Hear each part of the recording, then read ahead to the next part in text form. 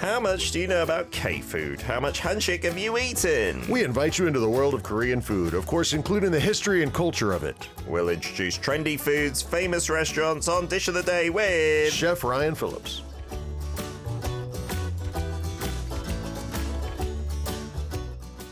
It's a Tuesday, that's Chef Ryan's day. He's got his sunnies on his head and he's got a cool looking t-shirt. Viva Mexico. Yeah, man. Indeedy. Yeah. Have you had a good week since we last saw you, Ryan? A bit of rain over the weekend? Yeah, a little bit. Not too bad. It's good for the farm. Had a great weekend. Did a big event for one of the international schools. With a lot of barbecue. And then at a restaurant that I helped open a couple of years ago, Toki Taco, we had their second year anniversary party. Oh, nice. And had a lot of folks come out and had the hot sauces and Brilliant. and various 6 different tacos to try. Ooh. It was a lot of fun. Really cool. My Great son people. has gone from tacos. That was his favorite thing for about a month and a half. He'll often change his favorite food, and now he's into kebabs. Oh, yeah. Because there's one in Seoul Land, which is not far from here, and it's, they're not like chefs in that place, but what they do is they just use a tortilla like for tacos,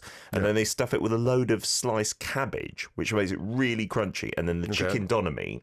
Okay. And then the sauce, I think, is very basic. I think it's mayonnaise and ketchup. But then they wrap that up, and it is so nice terrible. to crunch through and delicious. Terrible. I want more kebab places in Korea. Like They've made it to Suwon. Oh, really? Yeah, nice, because they were mainly in like international hubs like Itaewon, Totally, right? yeah, but and now- Gangnam. But yeah, okay, maybe kebabs. I'm down with a kebab. I mean, Yeah. it's kind of a burrito, yo. Yeah, that does sound like a burrito, right? Yeah, Usually it's meant to be like pita bread or something like that.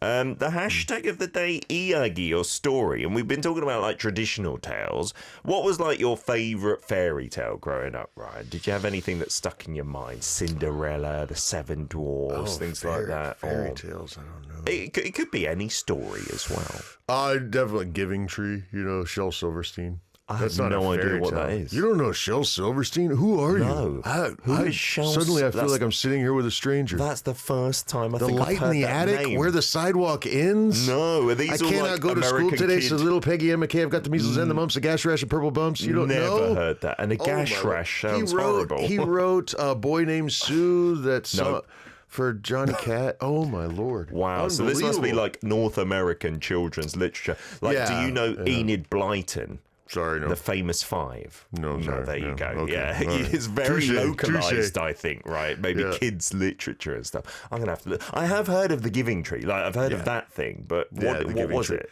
It's a story that is remarkably maybe not a real happy story for Oh, children, really? but it's so interesting. A tree that gives, like wishes or something. so it goes through the life of a boy. Uh-huh. So at first the boy's just playing in the tree Yeah. and maybe has an apple, Okay. and Oh, makes that's a how it's crown giving. out of yeah. But then the boy gets older and he Oh. wants other things and Yeah. needs other things, and the tree just keeps giving. Oh. Gives the branches to make a house, then Okay. eventually gives the trunk to make a boat. Oh, and then it sacrificed itself, kind of thing. And then the boy gets very, very old, and at least there's a stump for the old man to sit on. Aw. And the tree is just constantly giving. Oh, that's kind of lots of life lessons in there, it seems. It doesn't totally it? is, yeah. It speaks to you at different ages in your life. Oh, maybe I have to check that out with the kiddos. Maz says, hello, Chef Ryan. Still looking great. Something looks good on those plates. Hope it's something easy to make. I don't think Peter No. has had an aversion to anything I brought in more than this morning. Yeah, I think that's true. So, Maz, and I don't think it's going to be easy to make for many people across the world because the main ingredient is going to be tough, maybe.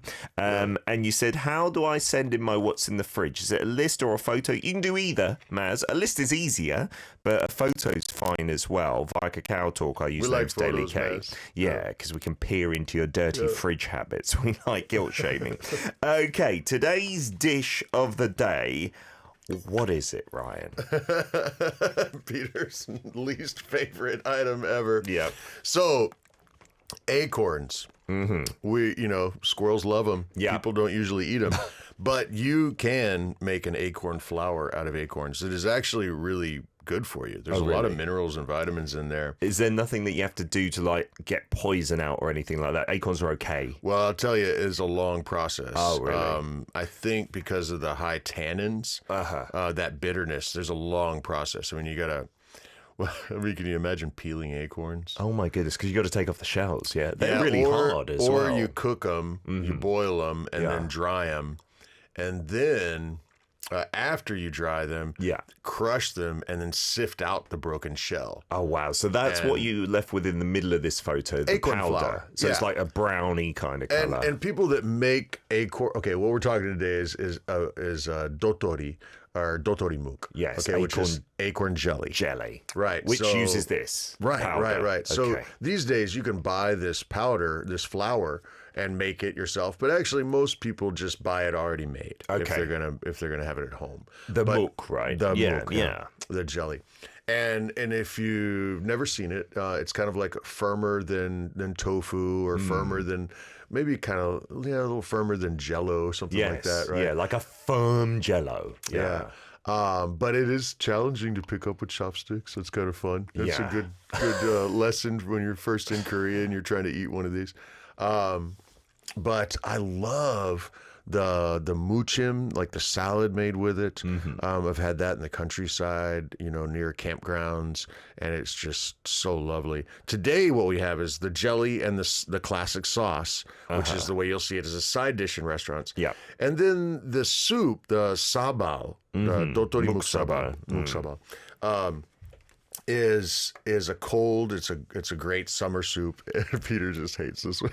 Yeah, it's got cucumbers in there for him. That's true. That's like my worst nightmare. Look, acorn jelly.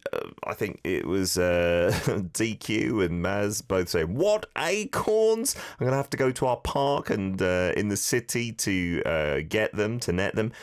I don't recommend maybe making this from scratch, right? If you haven't done it, do you think it's okay? I'll tell you how. Like, I'm gonna try it. Because we've got this beautiful, amazing, giant old oak tree on the new farm, and it's dropping these huge acorns left and right these days. And so I feel obligated to give it a shot. You've never made it from scratch, Not right? from scratch. That's no way. not something many people in Korea do in this day and age. Right. And Peter from Korea making a good point. Because you're saying jelly, it feels like it's going to be sweet, taraboine, but it's not that kind of jelly or jello, right? It's not a dessert thing. No, it's not sweet at all. No. There's not a ton of flavor in it as itself. I guess you could say a little earthy, nutty. Yeah. But it's very mild. The sauce is what people love. This photo really hits home, right? It's a kind of deep brown color. And then without the sauce, it would be so plain that you need to have something stimulating on it, right? Yeah, I think... I'm going to make it from scratch from the acorns. Yeah. And I bet there's going to be a little bit more of a texture. You won't get it so perfectly smooth. And then there'll be a stronger flavor to it. Yeah. But, Muk in and of itself, so that's what we're translating to jelly here. It can be done with other things like mung beans and buckwheat the white as well. one. Yeah, you don't see that as often, but it's around. Yeah. No, it is possible. So the muk really just denotes boiling starch dissolved in water and letting that set from whether that be acorns or mung beans or whatever. And I don't know if I've seen it like this in other cultures and countries, right? Even like neighboring countries. I don't think so. I have not. I was talking to my mom on the way up, and she brought up how we had so many acorns around the house in Texas growing up. Yeah. And she always said, "There's got to be some way we can use these things." And then not just the squirrels. When they came to Korea the first time, they're like, "Oh, there is a way," Yeah. I wouldn't say it's like the most popular dish, especially for the younger generation. My son, who always, I tell you, has a grandmother's palate, loves it. Yeah. Like, especially in the summer. It is a summertime dish because it's nice and cold, right? Yeah. It's never served warm or hot or anything. Yeah, so I don't know if your mum was making this in Texas that it would sell that well, but maybe people wanting to try it once, perhaps. Well, and it can look so strange in the markets when they're making it from scratch or making it from the flour there.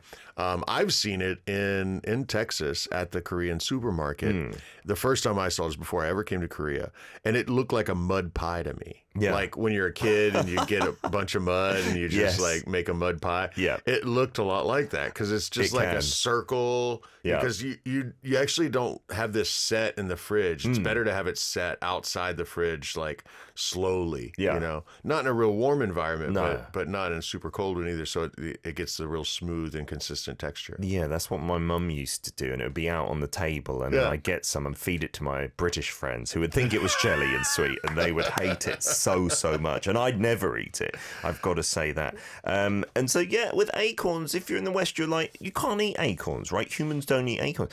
Is there a reason why we don't eat them, like as nuts or something? Like, maybe they just don't taste Incredibly bitter. Oh, really? The tannins, yeah. Oh, Incredibly bitter, yeah. Okay. But you boil them, and then you dry them, and you either peel them before you boil them, or you crack those shells and then sift all that out and grind it down. I mean, we're talking labor intensive, but this is 55% starch. Wow. So you can survive off of this. I mean, Yeah, so like a lot if of you don't- calories, yeah. Yeah, man. So Wow. like back in the day when times are tough, you don't waste anything. Yeah. And when the acorns fall, you save them and do the work when you have the free time. You know? Yeah, so that's why it does have a long history. Of course, maybe back in the Stone Age, other places had it as well, but there are records of it here being eaten like that. And then in more modern history, like we're talking like Joseon Dynasty or maybe before, it was used as a relief food during times of famine. As Ryan said, you don't waste it, especially because Korea has gone through a lot of famines over the years. We're talking like during the Joseon Dynasty and whatnot.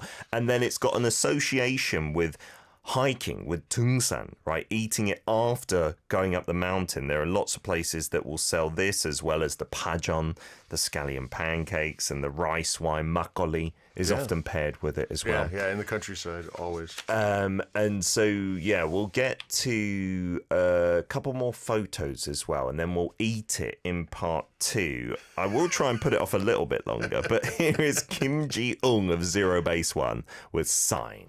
We're back for part 2, dish of the day. Today is acorn jelly, or dotorimuk in Korean, with Ryan in the studio. And yeah, like we said, it's not a sweet jelly or jello that you'd think of in the West, not at all. Maz saying, I can't wait to see your facials, Peter, when you eat it. Look forward to how you describe it. You and me both. You're very cruel, guys. I was saying earlier, I don't think I'm going to like the dish when I was previewing it, but I think that that's what you like more. So maybe we should do this more often. Although, this must be in my top 3 things I don't like the most in Korea. Because that kongguksu one was really difficult. Muk is another one. Let's do kongguksu next week. And maybe hongo. If you brought in hongo, the fermented Other people would skate be or so mad stingray. if we brought in hongo. Yeah, it would you stink don't the get rid place of up. that smell. Wait, really but we easily. haven't done that. We've never should. done Do you hongo. like it? Are you all right with it? I'll eat it maybe once a year. Yeah, Okay.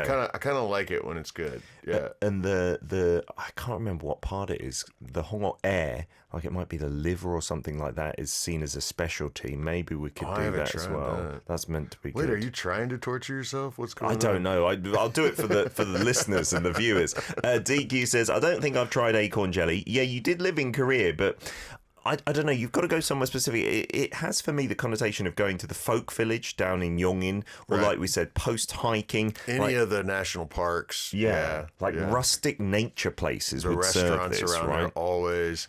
The parking lots by hiking trail starts. Yeah. They're always lined with these restaurants, and they've always got this kind of dish. Siska says, first I thought the taste would be sweet when I saw it, but for me when I tried it, I would say it's kind of tasteless, but I do like the texture and the sauce is important. Yeah, I think that's an accurate description. So we got another photo to show of a perfectly plated, oh, that looks like the muchin with the salad in there as well. Right. That might be cool with the crunch as well to give you different textures, right? This becomes pretty darn popular in the summer. Like I see it pop up. I see folks. I'm at a restaurant and they order this as their big side dish to have with their. They share it, right? Yeah, It's yeah, not like yeah. a one portion thing. If you've got it in a little side dish as a panchan, then that's how you might have it. We've got it in the studio in a little while with the sauce on it. You're I'm stalling, losing my Peter. words. You're And then wait, stalling. we've got one more photo to show as well, which is the muksabal. That's what we have today. Yeah. As well. I put this together, and you can see the cucumbers, another one of Peter's least favorite things to eat. And it's in a cold soup as well for the summer. Right, it could be a same broth as a naengmyeon, which we did recently, right? Yeah. Like beef broth, bone broth. In this case, I used a dongchimi. Okay, so the radish kind of broth, yeah. And you see the mug in this case is in these strips, like really fat, short noodles you could think of, almost like chips or French fries, like that kind of shape. All right, I'm not going to delay anymore because you can use a spoon. Okay. I'm gonna try my chopstick skills. Okay, so here's what we got in the studio. Let's show our listeners, and I'll put to the camera first. This, which you might have as the panchan, right? Jelly and sauce. And the sauce is important. And like the smell. The sauce is so good. Sauce smells lovely. You guys could use on so many things. And we've used this sauce before to dip in other things like pancakes and whatnot, similar, like yeah. chun. Because there's a little toasted sesame oil, there's plenty of soy sauce, a little gochugaru, just a touch of vinegar. Okay, do you want to take... Look at the tiny bite he got. Yeah, and you can see it looks very, and let me just touch it, I've washed my hands. It is very springy, right? And like rubbery. And it's got the sauce on there. So I will give it a try because I'm a brave soldier. Yeah, but if you smell enough, then you can smell the dotori, and it kind of smells a little bit like Play-Doh. Like a little bit. It's all in your head. It's all in your really? head. Just okay, just it. ASMR. Oh, the sauce is lovely. The sauce is absolutely lovely. Yeah, I don't know if I can describe the flavor of the muk, right? Because the sauce is so overwhelming. You really hardly can. And the texture, yeah, it's not so springy and like an eraser or a rubber that you have to really do any work. It kind of almost melts in your mouth once you chew it a bit, right? Yeah. And yeah, if you like that sauce, then there's nothing. Oh, that's not too bad. I'm surprised. Way better than the konkotsu. That's why I was surprised that we had. Because you're right, it's not offensive in any way. But there's nothing to it. I'm assuming this muksabal is going to be plainer, so it might be worse for me. And it's got cucumbers. I just grabbed a bite out of my bowl of the muksabal, just to see the flavor of the dotorimuk, and not a whole lot there. So it's not got the bitterness. It's not retained that at all from the actual acorn. It's all about the texture, right? Okay. A little nuttiness. Yeah, like they say, earthy, nutty. Earthy and nutty. Yeah. I really hate earthy. Like normally, this is served with a lot of other things. Okay. You know, in a muchim, you've got a spicy sweet sauce and all those greens. I'm gonna put the in this muksabal in the middle here. We've got a little bit of kimchi chopped up in here. Oh, I see. Okay, there is kimchi. Cucumber. I added something onions different in here too. Is there red onions? No, those are actually long beans from my farm. Oh my goodness! For more crunch. What? That's not traditional. That's interesting. Yeah. Are these just raw long beans? Wow. Okay, so I'm going to put that with the totori here on the same spoon because I would like crunch. That's what I don't like about like tofu as well, that it's too kind of soft and bouncy. So we've got the crunch here, and then the broth is, as you can see, it's kind of brown. It's got the sesame seeds in there, and then the seaweed. I'm going to take a lot of the seaweed and give this a try. And it's really cold, like the dish itself, so you can see why it's done in the summertime. I love dongchimi. Peter's not going to like the cucumber flavor. Okay, those are ASMR. And yeah, I had the bean, and that's given me a lot of good texture that I'm liking. But you're right, the dongchimi flavor, if you like naengmyeon, which is often done with dongchimi, is that's not bad at all, because the dongchimi, like you said, the soup there, the cold soup, is really refreshing. But yeah, the muk. Okay, let me try a bit more just to get. You can tell I'm very brave. So proud of you, Peter. Tiny, but yeah, I can't really taste anything in the muk itself. It's all about that silky smoothness, that spring and that bounce. And like you said, the starch in there is just giving you sustenance, right? It's just giving you calories. Right, but on top of that, check this out. You get copper, magnesium, potassium, iron, antioxidants. I mean, so imagine, you don't have flour. Yeah. Flour was not really a thing here. No. maybe you're a little short on rice, you know. Maybe it's winter and you just have to go into your stores and what you've got is some acorn flour. Yeah. And you're gonna, you're gonna feel better. You're gonna be able to sleep better at night. You're gonna have a full belly. Exactly. It's going to fill you up in those tough times, right? Yeah. DQ saying after seeing this, I have eaten this. It was part of the side dish selection at school. Yes, certainly in the summertime, if you're going to a cafeteria, they are going to be serving this at least once or twice. Peter from Korea saying, wow, 맛있겠다. Yeah, and I think a lot of Koreans, especially the older generation, my mum loves this. It reminds her of a nice way to beat the summer heat, a traditional way. And you've put in ice cubes as well. That's how cold this is. And not to mention the health benefits as well. And so, yeah, these are the common ones, right? The 도토리묵, which we haven't got here. The muchim, though, I'm assuming you could just put in salad into this sauce, and then that would basically be a 도토리묵, right? Usually a little bit more gochugaru and a little bit more honey. Okay, so make it a bit sweeter and spicy. Yeah. So to make this main dish, the sabal, the muksabal, what are we doing here then, Brian? And wait, if we're starting with the powder, is that difficult to make from scratch? Like you said, most people buy. No, if you're starting from now. the powder, it's actually quite easy. Yeah. It's time consuming because of the setting time. And then it's something you cannot leave unattended. You have to stir. Okay. Constantly while you're cooking. It cooks pretty fast though. You're just like under 10 minutes. Okay. But you've got water and your flour. Yeah. Maybe a tiny bit of salt.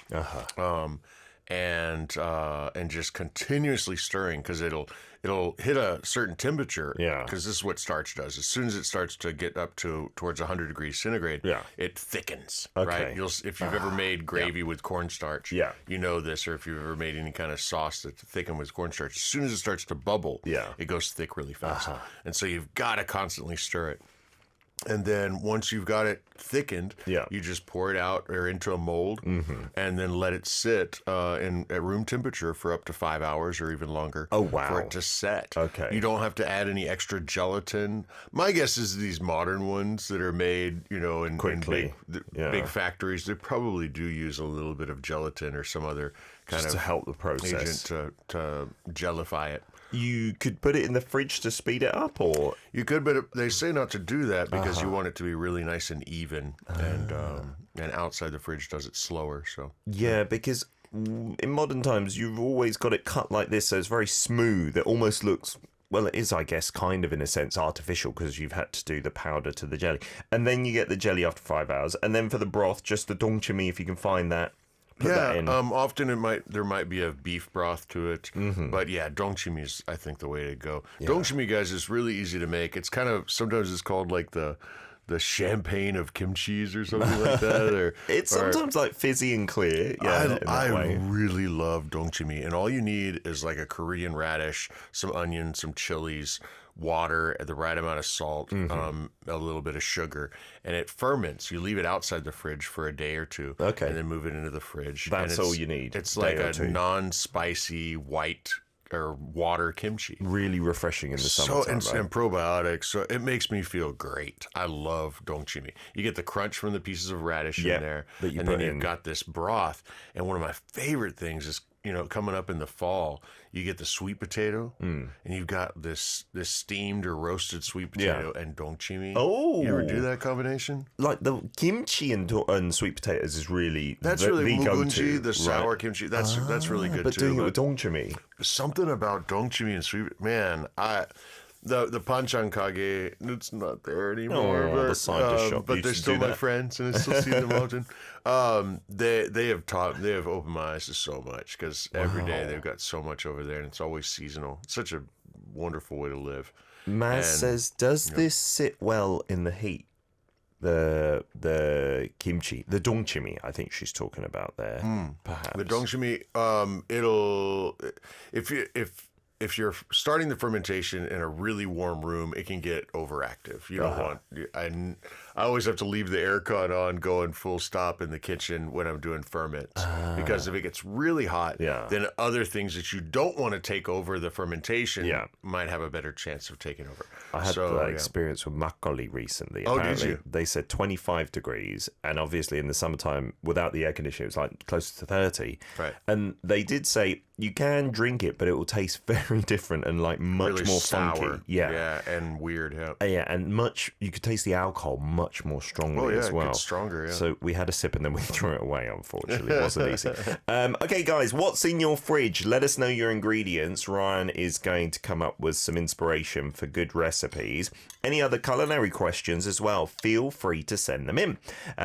This is the next track. It's from Lee Sung Yun, and it's 232nd resolve. 232번째 다짐. We're back for part 3. Dish of the day, Chef Ryan finishing off his 도토리묵 muksabal. Well done, Ryan. I'm sorry. I will admit I did not finish mine. I do prefer just the dotorimuk with the sauce on it. I mean, would that have a special name? I don't think so, right?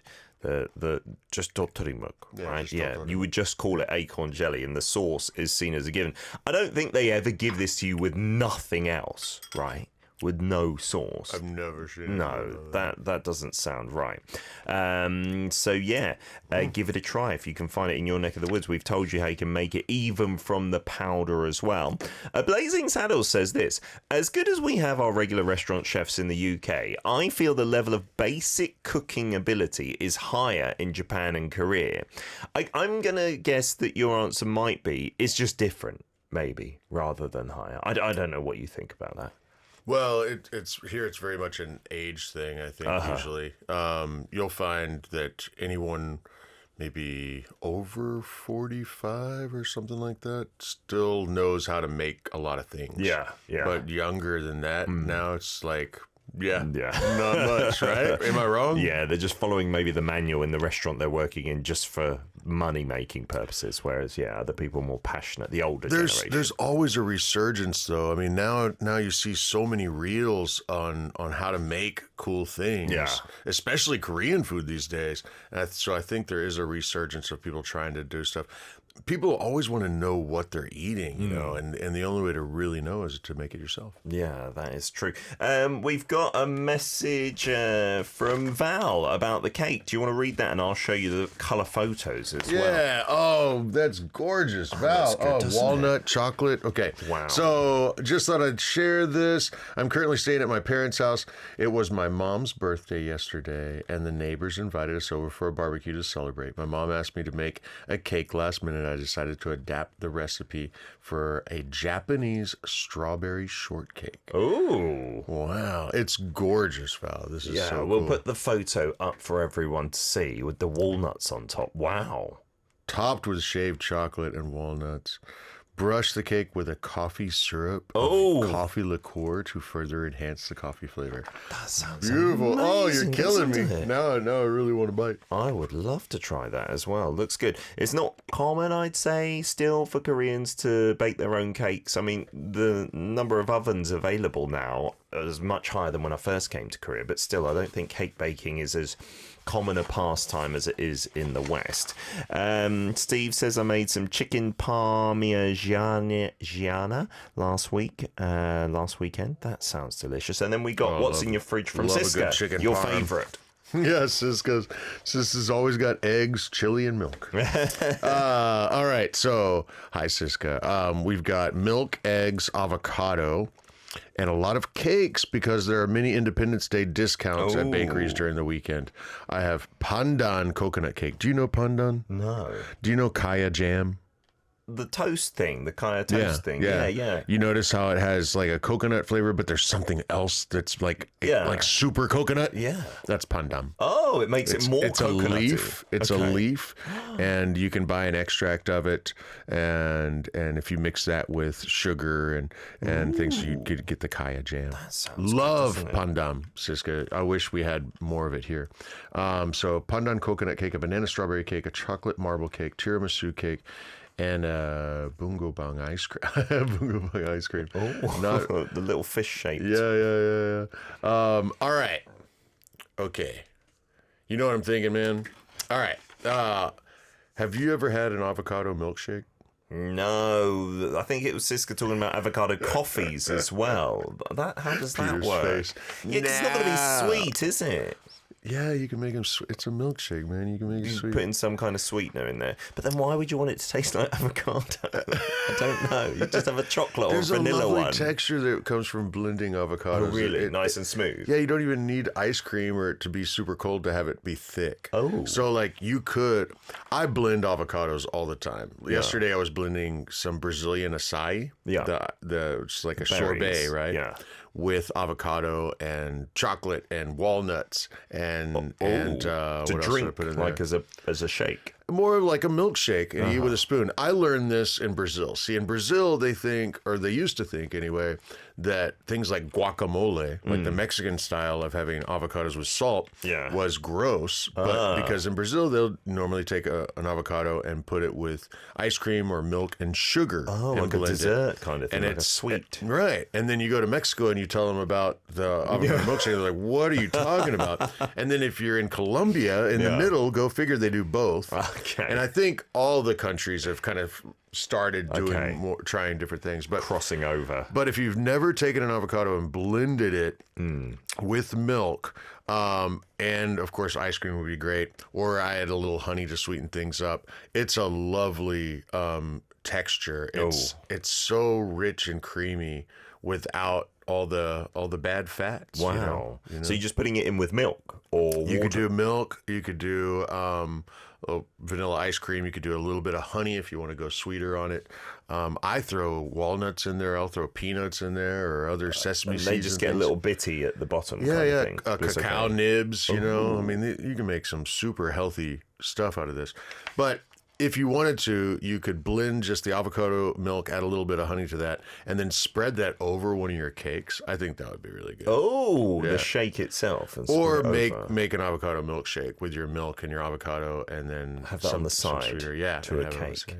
I want to try that pandan. That I love coconut, like the flavor. So my son's mentally into coconut as well. So we got coconut water in the little cartons, which is delicious, and then we've got also coconut jellies, which they're kind of a little bit translucent but grey white. They taste so good. Are they good for you? Is that like just coconut, or is that probably a little sugar? I don't know. But you know, the inside of a green coconut, that's just kind of what they're mimicking. Yeah. Have you ever had that where you can spoon it out? The white bit in the of a green inside. coconut to where it's soft on the inside still. It's still soft. Like the brown hairy ones are much harder, That's right? hard You can't on the do inside. that. Right. That's what they're going for. Yeah, it is delicious. And we also have the coconut dried chips, that you can get in the packs.